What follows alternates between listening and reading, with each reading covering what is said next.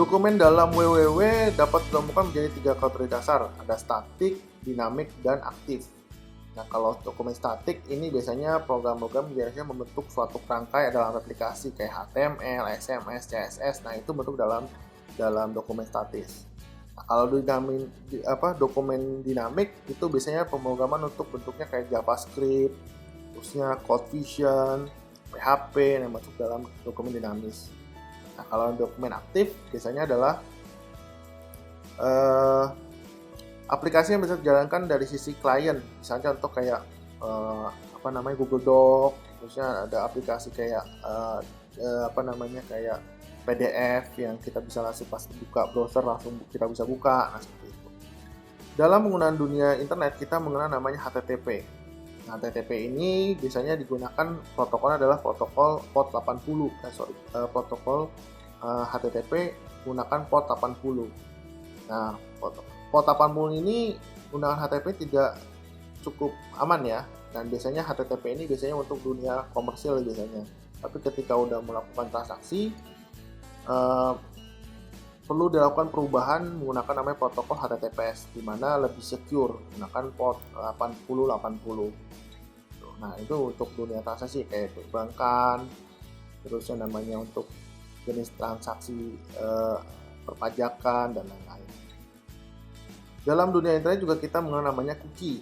Nah, cookie ini biasanya termasuk dalam jenis yang suka dimanfaatkan untuk media-media atau e-commerce dalam mengiklankan produk-produk mereka.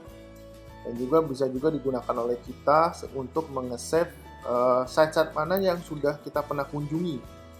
Nah, itu gunaan dari cookie. Pembahasan yang kedua adalah mengenai email server. Nah, terus juga protokol yang bisa digunakan adalah SMTP. Nah, dalam penerapan email server, kita mengenal namanya adalah user agent atau UA. Ya, UA ini adalah suatu perangkat lunak yang digunanya untuk menyusun, membalas atau mereplay, ya kan, meneruskan pesan. Jadi kan kalau dalam email biasanya kita ada itu ya, ada replay, ada new message dan lain-lain seperti itu. Ada dua jenis dalam UA, ada namanya command driven dan GUI based. Nah, command driven biasanya kita mengetikkan atau menggunakan command prompt atau sintak tertentu yang tanpa ada tampilan secara ini ya. Jadi kita kayak contohnya kayak kita ngetik command prompt, nah semuanya kita masukin dalam bentuk sintak seperti itu. Nah, kalau ada GUI based biasanya kita email itu udah bentuk tampilan bagus lah ya, kayak ada Outlook masuk dalam jenis GUI based. Jadi UA yang untuk GUI based, biasanya ada entourage, terusnya ada namanya, ada lagi jenis-jenis lain kayak SQL dan bentuknya seperti itu. Itu udah ada GUI based nih. Jadi lebih mudah ya. Nah, SMTP ini merupakan protokol formal dalam ketika kita ingin menerapkan email server. Nah, ini jadi SMTP ini digunakan untuk mengirim dan menerima. Jadi kalau bahasanya adalah SMTP in, SMTP out. Out ini untuk dari dalam keluar, kalau in dari luar ke dalam. Nah, ketika kita dan biasanya kadang-kadang administrator menyelipkan suatu antivirus sebagai filter untuk dalam email. Nah, ini biasanya kita temukan dalam SMTP server.